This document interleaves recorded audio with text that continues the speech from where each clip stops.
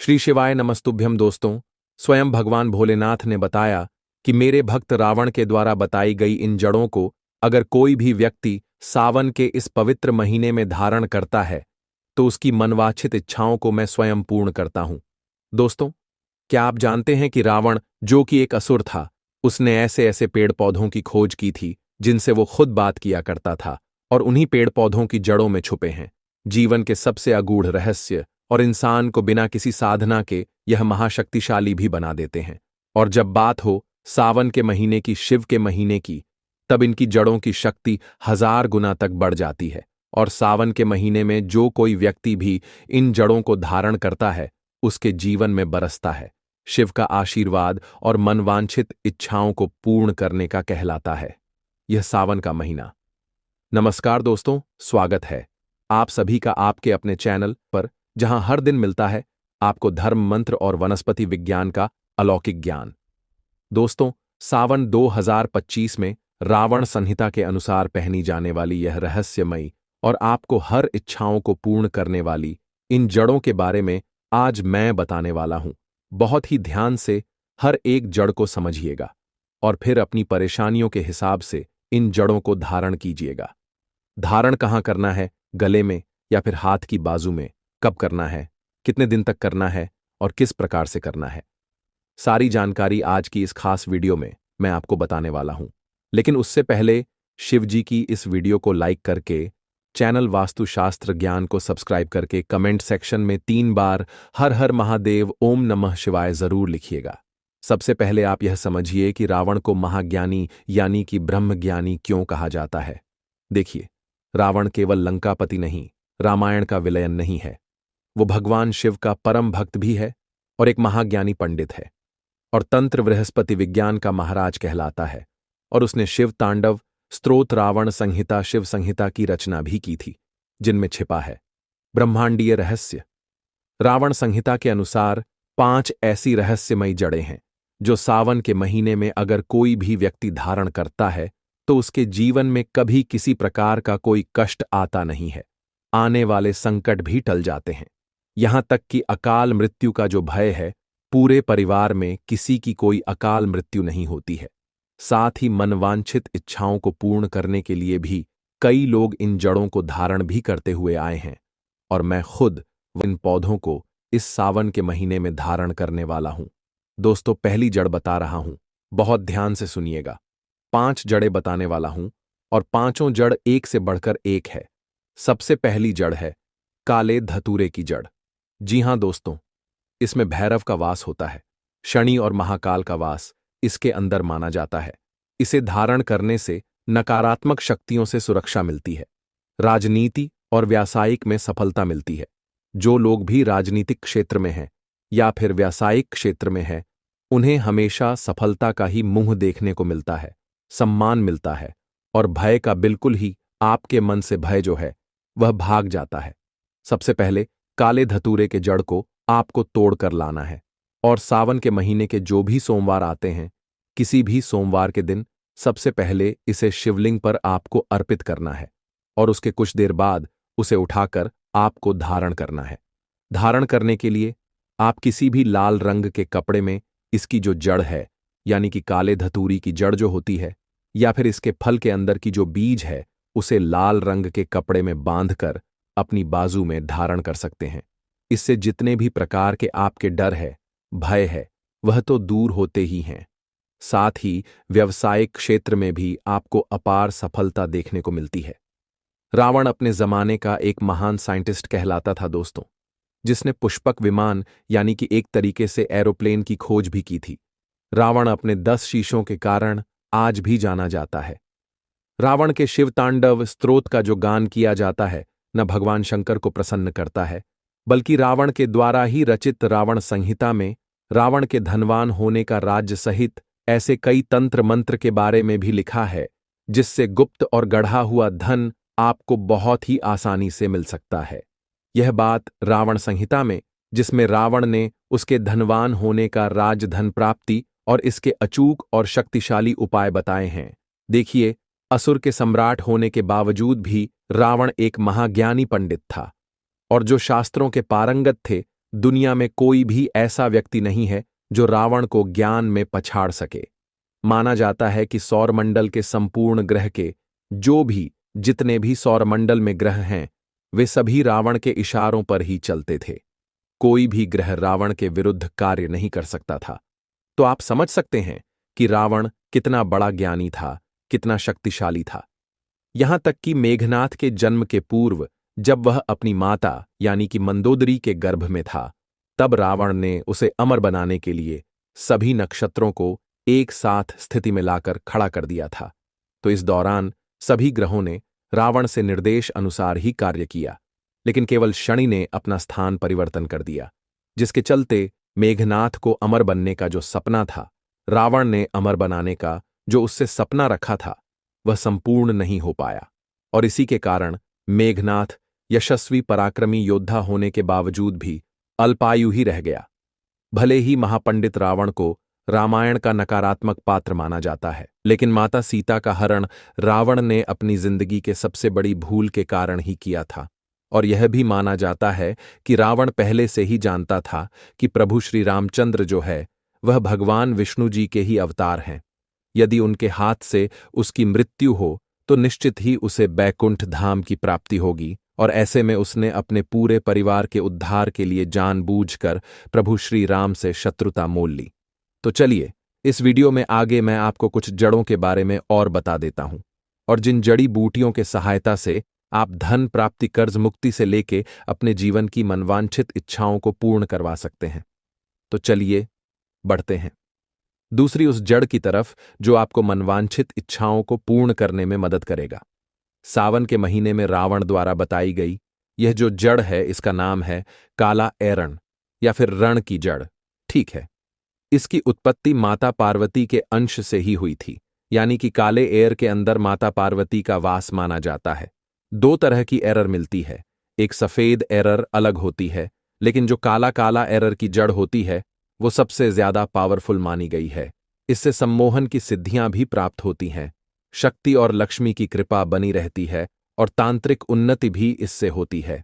इसे सावन के सोमवार के दिन ताबीज में आपको धारण करना होगा।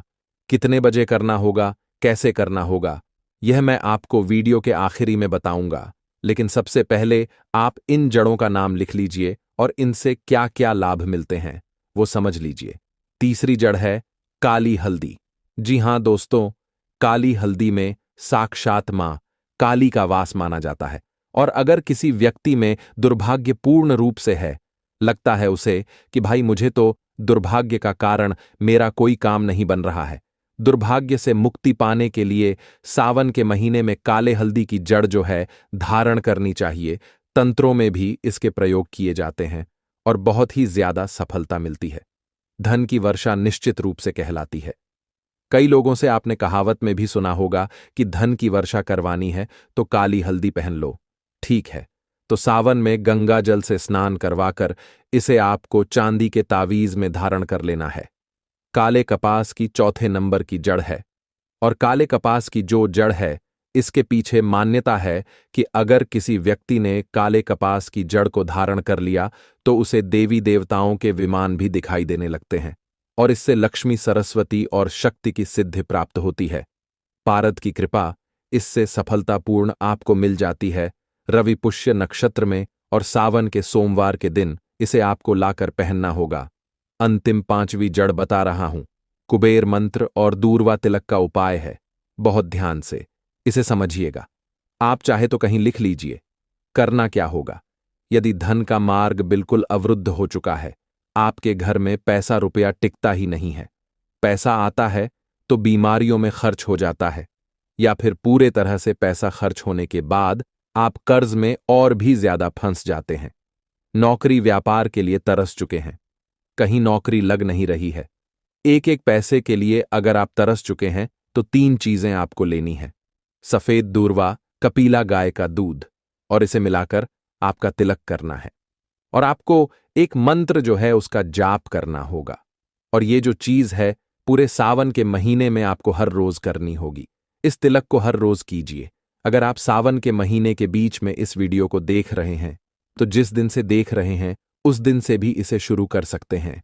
सफेद दूर्वा और कपिला गाय का दूध मिलाकर के आपको कुबेर मंत्र का जाप करना है। मंत्र है ओम यक्षाय कुबेराय वैश्रवणाय धन धान्याधिपतये धन धान्य समृद्धिम में देहिदापय स्वाहा।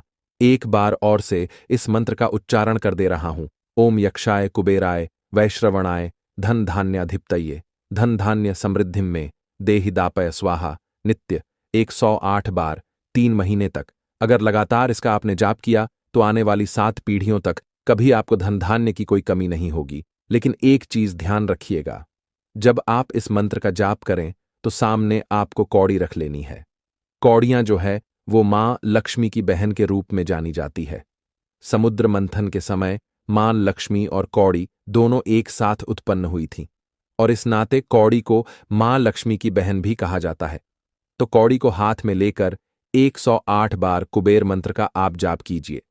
सावन के महीने से आप शुरू कर दीजिए। आप चाहे तो 1 महीने लगातार सावन के महीने में भी इसे मंत्रों का उच्चारण कर सकते हैं।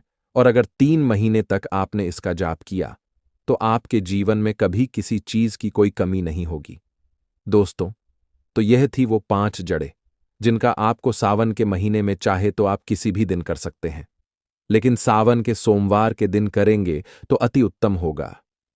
अब इन जड़ों को धारण कैसे करना है अब मैं आपको यह समझाऊंगी, लेकिन उससे पहले एक बार फिर से याद दिला दूं कि भगवान शिव शंकर की वीडियो को लाइक करके चैनल को सब्सक्राइब करने के साथ पास वाला बेल आइकॉन जरूर प्रेस कीजिए।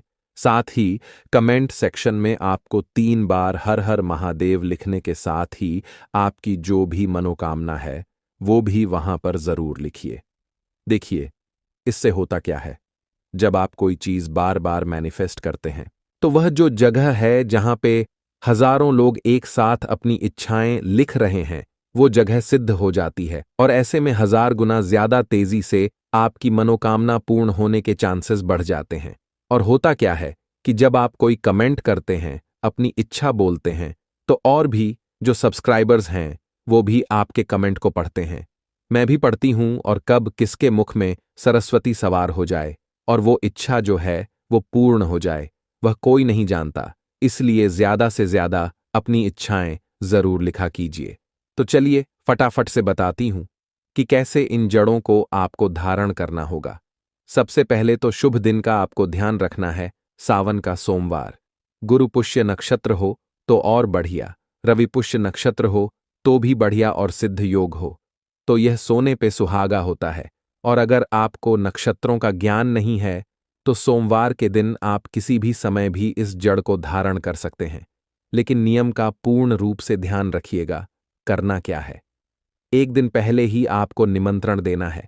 जैसे कि कल सावन का सोमवार है तो एक दिन पहले यानी कि रविवार के दिन आप इस पेड़ के पास जाएं, पीले चावल नारियल 5 अगरबत्ती लेकर आप वहां पर जाएं और प्रार्थना कीजिए, है औषधि महाराज, कल प्रातः आपकी जड़ लेने के लिए मैं यहां पर आऊंगा और सवेरे ले जाकर उसको लेकर आ जाएं और सवेरे के समय में सूर्योदय से पहले जड़ निकालकर आपको ले आनी है। गंगा जल से, दूध से इसे स्नान कराइए, जड़ को रोली, कुमकुम से इसकी पूजा कीजिए और चांदी के तावीज में भरकर आपको इसे धारण कर लेना है। ध्यान रखिएगा, बिना विधि पूर्वक धारण किए हुए इन जड़ों से विपरीत असर भी हो सकते हैं, इसलिए नियम मंत्र का सही उच्चारण कीजिएगा। अगर आपने वीडियो सही से नहीं देखी है तो एक बार फिर से देख लीजिए, लेकिन सही विधि के अनुसार करने पर 1001% इसका रिजल्ट आपको मिलेगा। और इनका प्रयोग केवल श्रद्धा, निष्ठा और नियम के साथ ही कीजिएगा, पूर्ण मनोभाव के साथ ही कीजिएगा। आपके मन में यह संशय बिल्कुल नहीं होना चाहिए कि पता नहीं मैं यह जड़ धारण कर रहा हूं या कर रहा हूं, पता नहीं इसका प्रभाव होगा या नहीं होगा। ऐसा नहीं करना है, आपको पूर्ण श्रद्धा और विश्वास के साथ इन चीजों को करना है। तो दोस्तों, यह था रावण संहिता से जुड़ी हुई जो जड़ी बूटियां हैं उनका रहस्य, जो कि सावन के सोमवारों में आपको जीवन को बदलने की ताकत के रूप में मिलने जा रहा है। अगर आपको वीडियो अच्छा लगा है, मेरी आवाज को अगर आप पहली बार सुन रहे हैं तो वीडियो को लाइक करके हर हर महादेव कमेंट सेक्शन में लिखकर जरूर मुझे बताइएगा। और एक जिम्मेदारी मैं आपको देकर जा रहा हूं, इस ज्ञान को अपने तक सीमित बिल्कुल मत रखिएगा, ज्यादा से ज्यादा अपने दोस्तों, परिवारों और भक्तों के बीच शेयर जरूर कीजिएगा। अगर आप एक सच्चे हिंदू हैं, सनातनी हैं और चाहते हैं कि हमारी जो वनस्पति जगत की जो धारणाएं हैं, जो ज्ञान है, वह ज्यादा से ज्यादा लोगों तक पहुंचे और इससे आपको भी तो पुण्य की प्राप्ति होगी, तो याद रखिए, जब मन में श्रद्धा हो और हाथ में रावण संहिता का ज्ञान, तो कोई भी असंभव कार्य आपका हो ही नहीं सकता। सावन के इस पवित्र महीने के किसी भी सोमवार के दिन बस अपने गले में पहन लेना, इस पौधे की जड़ जीवन में आ रहे हर कष्टों से तुरंत मिल जाएगी। आपको मुक्ति भगवान भोलेनाथ का मिलेगा, वह आशीर्वाद, वह वरदान, जिसके बाद ना केवल आपके जीवन में होगी धन की वर्षा, बल्कि आपका भाग्य होगा। सातवें आसमान पर धन दौलत आपके पीछे पीछे चली आएगी। दोस्तों, जो भी व्यक्ति सावन के महीने में धारण करता है अपने गले में इस पौधे की जड़, वह व्यक्ति बन जाता है। करोड़पति उस व्यक्ति को मिल जाता है। साक्षात देवों के देव महादेव का आशीर्वाद और वरदान दुनिया मुट्ठी में आ जाती है।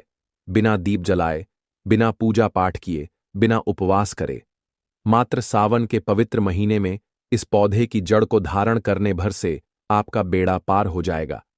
भगवान भोलेनाथ को इस पौधे की जड़ अति प्रिय है और जिसके गले में होती है यह जड़, उसे राजा बनने से दुनिया की कोई भी ताकत नहीं रोक सकती। दोस्तों, यह पौधा की जड़ नहीं, बल्कि स्वयं भगवान भोलेनाथ का चरण है।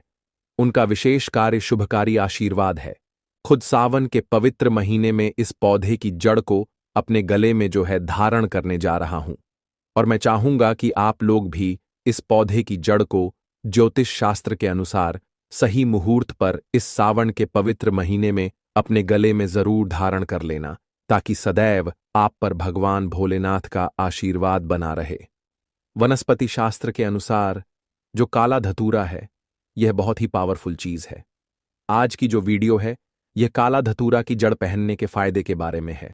आपको बता दें, काला धतूरा ना मिल पाए तो उसके स्थान पर आप जो है कोई भी धतूरे का जड़ पहन सकते हैं, लेकिन कोशिश करें काला धतूरा की जड़ ही पहने। वैसे ढूंढने से काला धतूरा की जड़ आपको मिल जाएंगे।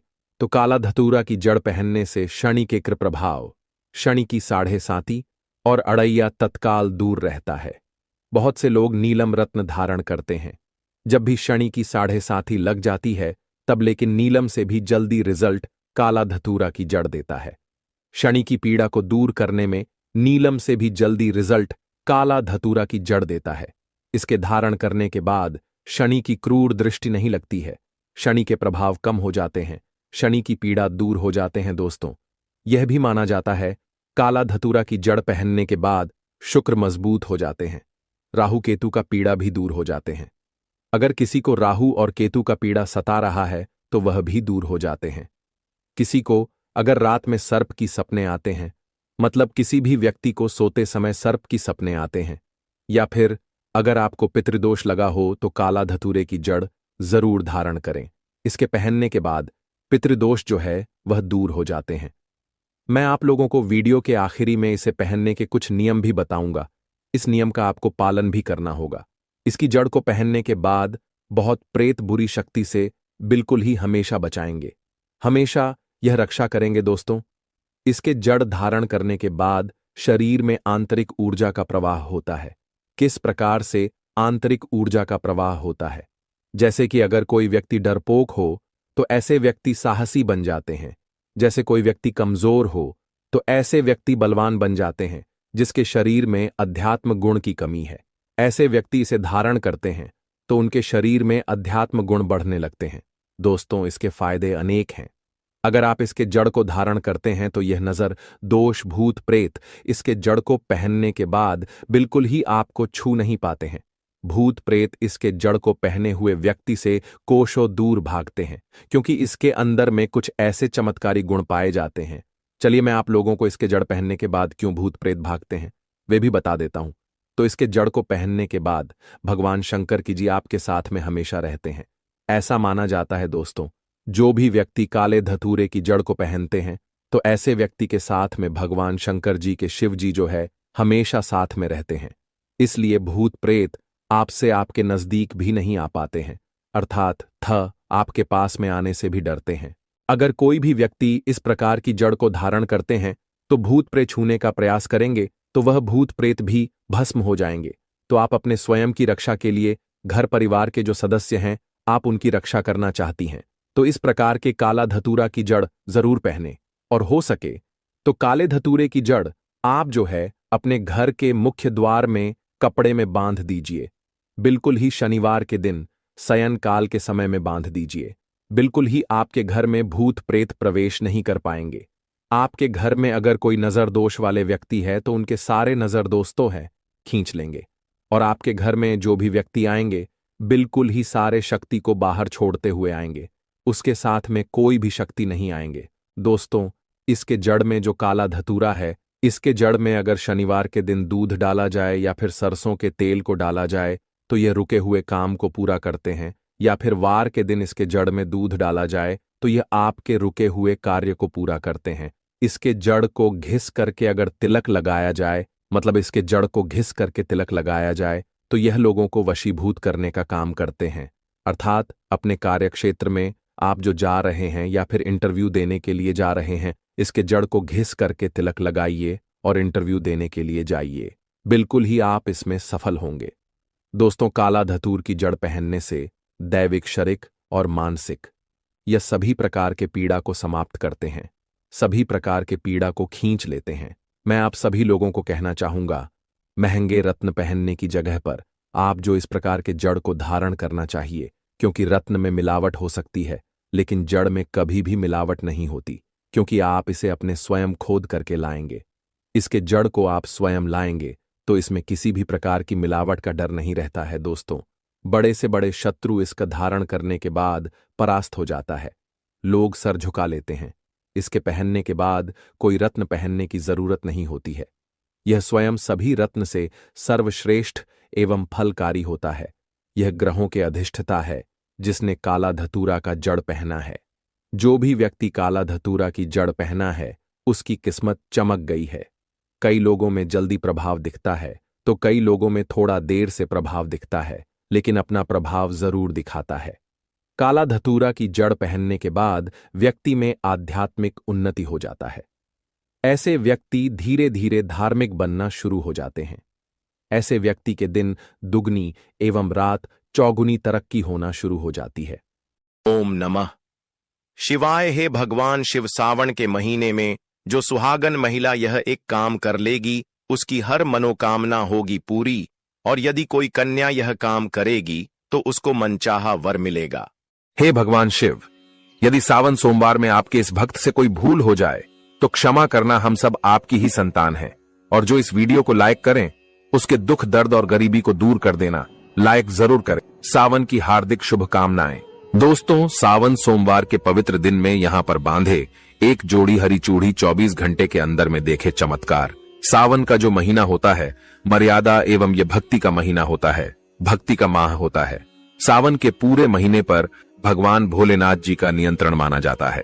कालों के भी काल कहे जाने वाले महाकाल शिव शंभू को सावन का महीना बहुत ही खूबसूरत लगता है। इस समय सूखे पड़े बंजर, सूखे पड़े बाग खिलखिला उठते हैं। चारों ओर हरियाली ही हरियाली दिखाई होती है। सावन का महीना लड्डू गोपाल श्री कृष्ण को अति प्रिय है। अपने बाल गोपाल रूप में भगवान लड्डू गोपाल वृंदावन में सावन में स्नान अवश्य करने आते हैं। श्री कृष्ण सखियों के साथ मिलकर वर्षा आदि में स्नान करते हैं और नृत्य आदि करते हैं। दोस्तों, ऐसा माना जाता है कि सावन के पूरे महीने भर भगवान भोलेनाथ जी की पूजा पाठ करने से वो शीघ्र ही प्रसन्न होते हैं। सावन का पूरा महीना भगवान भोलेनाथ का प्रिय महीना है। इसकी अनेक पौराणिक कथाएं एवं धार्मिक मान्यताएं भी हैं। दोस्तों, जनसाधारण लोग किसी और महीने में संयम नियम का पालन करें या न करें, लेकिन सावन के महीने में संयम एवं नियम का पालन जरूर करते हैं। सावन में जो लोग व्रत आदि करते हैं तो उन्हें पूरे महीने भर लहसुन, प्याज तथा किसी का झूठा भोजन भी नहीं करना चाहिए, क्योंकि इस समय व्रतधारी भगवान शिव की शरण में होता है। तो आप कोई भी ऐसा पाप न करें जिससे भगवान शिव क्रोधित हो जाएं। तो आज की जो वीडियो है बहुत ही सुंदर है, ज्ञानवर्धक जानकारी है। इस वीडियो को अपने फायदे के लिए जरूर पूरा देखना है, क्योंकि अधूरा ज्ञान हमेशा अधूरा फल ही देगा और भगवान शिव का अपमान भी माना जाएगा। इसलिए सावन के शुभ अवसर पर वीडियो को अंत तक जरूर देखें और कमेंट में अपनी राशि जरूर डाल दीजिएगा। यदि हमारे पास कोई उपाय होगा तो वह आकर हम आपके कमेंट के रिप्लाई में जरूर बताएंगे। सावन के महीने की विशेष महत्व कुछ इस प्रकार से है। दोस्तों, सावन के महीने में ही समुद्र मंथन हुआ था। सावन के महीने में ही माता लक्ष्मी उत्पन्न हुई थी और माता लक्ष्मी को धन की देवी का दर्जा सावन के महीने में ही प्राप्त हुआ था। सावन के महीने में ही भगवान भोलेनाथ भूलोक पर आ जाते हैं और भूलोक पर जिनके घर पर यथावश शिवलिंग रखा हुआ होता है तो उनके घर में भगवान आशिंक रूप में जरूर आते हैं। दोस्तों, इस माह में भगवान विष्णु योग निद्रा में चले जाते हैं तो सृष्टि का जो भार होता है वो भगवान भोलेनाथ संभालते हैं। तो आज की जो वीडियो का विषय है बहुत ही सुंदर है कि इस वृक्ष पर बांधे 2 जोड़ा हरी चूड़ी, आपकी हर इच्छा शीघ्र ही पूर्ण होगी। और इस वृक्ष पर सावन में अगर हरी चूड़ी बांधते हैं तो आपकी सभी मनोकामना शीघ्र ही पूर्ण होगी ही होगी और आपका आने वाला समय भी सुगमता पूर्वक से गुजरेगा और कैसी भी आपके जीवन में जो परेशानी चल रही हो वो परेशानी भी समाप्त हो जाएगी। अच्छी चूड़ी सभी समुदाय के लोग पहनते हैं। हिंदू, मुस्लिम, सिख, ईसाई सभी लोग अपने हाथों में चूड़ियां अवश्य धारण करते हैं। कोई इसे बैंगल्स बोलता है तो कोई इसे करें तो कोई इसे चूड़ी आदि बोलता है, लेकिन चूड़ी का महत्व सर्वप्रिय है। देवी देवताओं को अति आकर्षित करने वाली चूड़ियां मानी जाती हैं, खासकर माता रानी जो महिला चूड़ी पहनकर। दोस्तों, अगर आप भी भोलेनाथ के सच्चे भक्त हैं तो कमेंट बॉक्स में ओम नमः शिवाय जरूर लिखना और अगर आप भोलेनाथ से प्यार करते हैं तो एक लाइक जरूर करेंगे। दोस्तों, भगवान भोलेनाथ जी को ये 3 वृक्ष अत्यंत प्रिय है और इस वृक्ष की पूजा करने से शिव पूजा करने का ही फल प्राप्त होता है। दोस्तों, इस वृक्ष के बारे में शास्त्रों में यह भी कहा जाता है कि मनुष्य जाति के जन्म कल्याण के लिए स्वयं भगवान भोलेनाथ एवं माता पार्वती इन वृक्षों के रूप में भूलोक पर अवतरित हुए थे, अर्थात भूलोक पर जन्म लिया था। तो आइए इस वीडियो में जानते हैं सावन में हरी चूड़ी का महत्व। दोस्तों, हरा रंग सौभाग्य एवं उल्लास का प्रतीक माना जाता है जो मन को शीघ्र ही आनंदित करता है। हरा रंग प्रकृति का वो स्वरूप है। हरा रंग प्रकृति का स्वरूप माना जाता है और माता पार्वती भी प्रकृति है एवं भोलेनाथ को पुरुष माना जाता है। दोस्तों, हरे रंग का उदाहरण कुछ इस प्रकार से है जैसे सावन में भगवान शिव जी को चढ़ाए जाने वाले बेलपत्र, धतूरा, भांग एवं दूब हरे रंग की होती है। दोस्तों, प्रकृति निर्माण करने वाले भगवान भोलेनाथ हरे रंग से अति शीघ्र ही प्रसन्न होते हैं। सावन में जो महिला हरे रंग की चूड़ी पहनती है, हरे वस्त्र धारण करती है, उन्हें अखंड सौभाग्य की प्राप्ति होती है। दोस्तों, इसलिए कहा जाता है जितनी भी माताएं बहनें हैं उन्हें पूरे सावन के महीने में हरे रंग की चूड़ी जरूर पहननी चाहिए, हरे वस्त्र जरूर धारण करने चाहिए। सावन के महीने में जो माताएं बहनें भगवान भोलेनाथ की पूजा करती हैं, शिव पूजा करती है, ऐसी माता बहनों को हरे रंग के वस्त्र धारण करने चाहिए और भूलकर भी सावन के महीने में नीले और काले वस्त्र किसी भी महिला को कदापि नहीं पहनने चाहिए। ऐसा माना जाता है कि इस रंग के कपड़े पहनने से महिला के पति पर कष्ट आते हैं और उनके पति की आयु कम हो जाती है। तो दोस्तों, इस वृक्ष पर किसी भी सावन सोमवार के दिन या सावन में किसी भी समय जरूर बांधे हरी चूड़ी दुर्भाग्य आपका सौभाग्य में बदल जाएगा। कैसी भी आपके ऊपर परेशानी हो, गरीबी हो, कष्ट हो, कर्ज हो, तकलीफ हो, जीवन में जो परेशानी हो वो सारी समस्याएं समाप्त हो जाएंगी। दोस्तों, केवल एक ही सोमवार के दिन अगर आप ये उपाय करते हैं, हरी चूड़ी इस वृक्ष पर बांधते हैं, तो आपके जन्म जन्मांतर की गरीबी भी मिट जाती है और शीघ्र ही आपके एक ही सोमवार के दिन ये उपाय करने से मनोकामना पूर्ण होगी। तो दोस्तों, वो वृक्ष कौन से है, आइए जानते हैं। प्रथम वृक्ष है शमी का वृक्ष। शमी के वृक्ष के बारे में ध्यान से सुनिएगा। तो शमी का वृक्ष माता पार्वती का एवं भगवान भोलेनाथ जी का मिश्रित स्वरूप कहा जाता है। इसलिए दोस्तों, शमी के वृक्ष को उमा महेश्वर वृक्ष भी कहा जाता है। पूरे सावन भर शमी के वृक्ष पर माता पार्वती एवं भगवान भोलेनाथ जी का वास माना जाता है। सावन के महीने में गोधूली बेला पर प्रदोष काल के समय अर्थात दोस्तों जब न ही दिन हो और न ही रात अर्थात संध्या काल के समय, तो इस वृक्ष को संध्या काल के समय में, गोधूली बेला में या फिर प्रदोष समय में इस वृक्ष को छूने से पाप, दोष, कष्ट एवं परेशानी केवल सावन के महीने में छूने मात्र से समाप्त हो जाती है।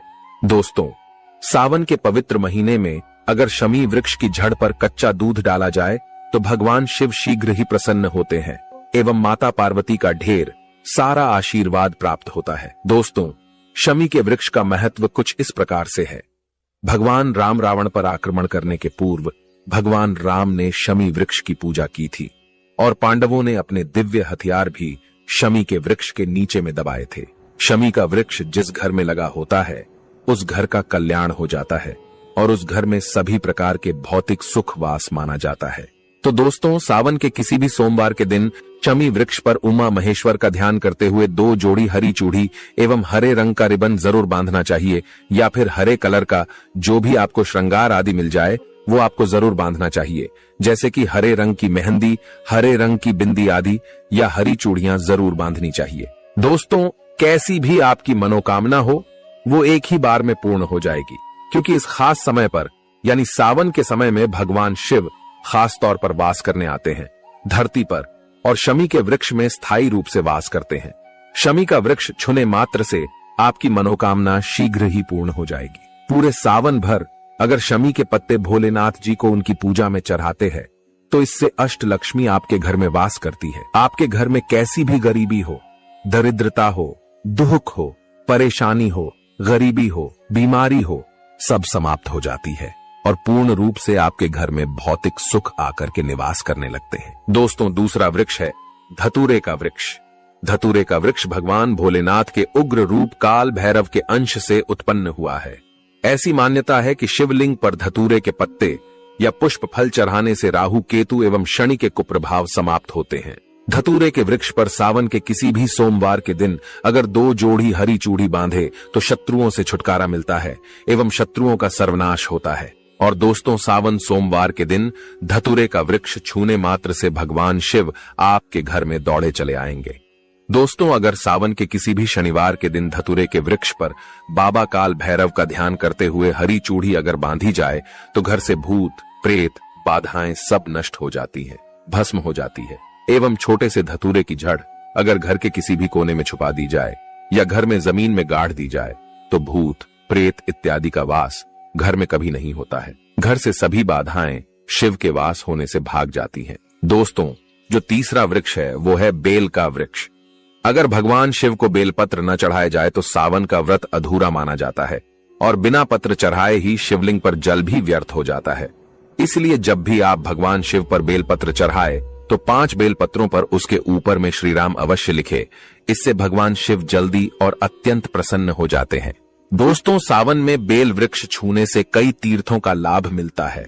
सावन में इस वृक्ष को क्यों छूना जरूरी है, आइए जानते हैं बेल वृक्ष की महिमा को। बेल का वृक्ष मैं आप लोगों को कई बार कई कथा में बता चुका हूं कि ये जो बेल का वृक्ष है माता पार्वती के स्वरूप कहा गया है। तो ये वृक्ष माता पार्वती के पसीने से उत्पन्न हुआ है। स्कंद पुराण में बहुत ही स्पष्ट तरीके से बताया गया है। इसके पत्ते में शिव और डाली में पार्वती, जड़ में ब्रह्मा एवं तन में विष्णु जी स्वयं रहते हैं। संध्या काल में ऐसा माना जाता है कि शिव मंदिर के समीप में जो बेल के वृक्ष है इसके नीचे में अगर कोई भी व्यक्ति सावन में शाम के समय, वैसे तो इसे डेली जलाना चाहिए, लेकिन अगर सावन के पावन दिनों में शाम के समय अगर भगवान शंकर जी का कोई भी शिव मंदिर है तो उसके किनारे में जो कोई बेल का वृक्ष हो वहां पर बिल्कुल आप एक घी का दीपक जला दीजिए। इसे बहुत ही उत्तम कहा गया है। वैसे अगर आप घी का दीपक जलाते हैं तो आपको धन, गुण एवं परम शिव भक्त की प्राप्ति होती है। दोस्तों, इस वृक्ष को छूने से पाप तत्काल नष्ट हो जाते हैं। कैसा भी आपके जीवन में पाप हो दूर हो जाता है। तो आपको करना क्या है, देखिए, जो बेल का वृक्ष है इसे बहुत ही उत्तम कहा गया है। माता लक्ष्मी को भी बेल के वृक्ष का अवतार लेना पड़ा था। एक कथा के अनुसार इसके बारे में मैं एक कथा भी बता दूंगा कि क्यों माता लक्ष्मी को बेल के रूप में बेल के वृक्ष में अवतरित होना पड़ा था। मैं इसके बारे में भी एक कथा भी आपको बता दूंगा। तो आपको सावन के पवित्र दिनों में बेल के वृक्ष के नीचे हो सके तो घी का दीपक जरूर जलाएगा। घी का दीपक बहुत ही उत्तम कहा गया है। अन्य वृक्षों को जैसे आपने मक्खन चढ़ाया, बताशे का भोग लगाया, बेल के वृक्ष को माता पार्वती तथा भगवान शंकर का स्वरूप ही कहेंगे। बेल के वृक्ष की जो जड़ होती है, इसके जो मूल भाग होते हैं, इसमें समस्त तीर्थ आकर के निवास करते हैं। इसीलिए सावन के महीने में कहा जाता है जो लोग अगर तीर्थ धाम नहीं जा सकते, तीर्थों के दर्शन नहीं कर पाते, तो ऐसे व्यक्ति बेल वृक्ष के नीचे में 1 महीने तक घी का दीपक जला लेते हैं तो संपूर्ण जितने भी तीर्थ होते हैं इसके घूमने का बराबर पुण्य की प्राप्ति होती है। मैं इसलिए सारी जानकारी, गुप्त रहस्य जानकारी बताता हूं जिससे आप सभी दर्शकों को कल्याण हो, दर्शकों की बिल्कुल ही आध्यात्मिक उन्नति हो। सभी को धन की जरूरत नहीं होती, किसी को पुण्य की प्राप्ति की जरूरत होती है, कोई आध्यात्मिक उन्नति करना चाहते हैं। इसीलिए इस प्रकार के छोटे छोटे गुण भरे रहस्य जानकारी वीडियो में बता देता हूं। दोस्तों, अब करना क्या है? सावन के शुभ मंगल दिनों में इस वृक्ष को छूना है। माता पार्वती से प्रार्थना लगानी है कि हे माता पार्वती, आप ही शक्ति स्वरूपा है, लक्ष्मी है, धन की देवी है, आप ही संसार को चलाने वाली देवी है। इस प्रकार से प्रार्थना करते हुए इस वृक्ष को छूना है और बोलना है, मेरी गरीबी मिटाए माता, मेरी निर्धनता को मिटाए, मेरे जीवन में चल रही परेशानियां, सारी परेशानियों को दूर करें। इस प्रकार प्रार्थना करते हुए आपको एक कपूर और एक लौंग को भी जला देना है और एक काम जरूर करना है। जलाने के बाद इस वृक्ष को आपको बोलना है कि मैं भोग स्वरूप आपको धतूरे के पत्ते एवं धतूरे के फल समर्पित कर रहा हूं, आप स्वीकार करें। दोस्तों, इस वृक्ष की जड़ के नीचे में भी आपको धतूरे के फल एवं पुष्प हैं तो पुष्प भी रख सकते हैं, फिर पत्ते रख दीजिए। और अब वृक्ष आपको छूना है, प्रार्थना करते हुए कि हमारी गरीबी मिटाए, हमारी निर्धनता मिटाए, बिल्कुल ही आपके जीवन में कभी गरीबी नहीं आएगी। और एक प्रार्थना जरूर करना है, किसी की हाय लग गई हो, बददुआ लग गई हो, किसी का दोष लगा हो जिसके कारण हमारी आध्यात्मिक उन्नति नहीं हो पा रही हो, तो आप जो है हाय, बददुआ एवं किसी का दोष लगा हो उसे तुरंत दूर करें। शनि, राहु, केतु का अगर दुष्ट प्रभाव लग रहा हो, नवग्रहों में से कोई नवग्रह हमें पीड़ित कर रहा हो, या फिर किसी भी हमारे पूर्वजों द्वारा किसी भी प्रकार का हमें पितृ दोष लगा हो, क्योंकि पितृ दोष लगने के कारण व्यक्ति की आत्मिक उन्नति भी नहीं हो पाती, तो आप बोलना कि समस्त प्रकार के दोषों को आप दूर करें, अपने अंदर में खींच लीजिए और आप हमें दोष मुक्त कर दीजिए। तो इस प्रकार से आपको ये प्रार्थना करनी है। और एक काम आपको जरूर करना चाहिए, आपको सावन के समय धर्म शास्त्रों में कहा गया है, बहुत सारे लोग भी बताते हैं, हमारे गुरुजी भी कहा करते थे, सावन के दिन अगर बेल के वृक्ष की जड़ में मिश्रित युक्त मिश्री, जो मिश्री आती है खड़ी खड़ी, आप सभी दर्शकों को जरूर पता होगी, शक्कर टाइप की होती है, तो आपको मिश्री डाला हुआ दूध अगर आप इनकी जड़ में डालते हैं तो ऐसा कहा गया है कि ऐसा व्यक्ति कभी निर्धन नहीं होता। ऐसे व्यक्ति के जीवन से किसी भी प्रकार से अगर लक्ष्मी रुष्ट हो चुकी हो, ऐसे व्यक्ति पर मां लक्ष्मी भी प्रसन्न होती है। ऐसे व्यक्ति के जीवन में धन का अभाव नहीं होता, ऐसे व्यक्ति फिर निरोग रहते हैं, निरोग काया प्राप्त होती है। आप चाहते हैं तो यही क्रिया नियम के वृक्ष पर भी कर सकते हैं। नियम के वृक्ष पर माता लक्ष्मी निवास करती है, समस्त दैवीय शक्ति निवास करती है। नियम के वृक्ष में अगर आप जो है सावन के शुभ मंगल दिनों में आपको एक गिलास या फिर एक लोटे सामर्थ्य के अनुसार तांबे के लोटे में आपको दूध डाल करके इनके अंदर जो है अभिषेक करना चाहिए, इनकी जड़ में डालना चाहिए, लेकिन आपको मीठा दूध ही डालना है। मिश्री मिला हुआ दूध आपको चढ़ाना है, इनकी जड़ में डालना है और गरीबी मिटाने की प्रार्थना करनी है।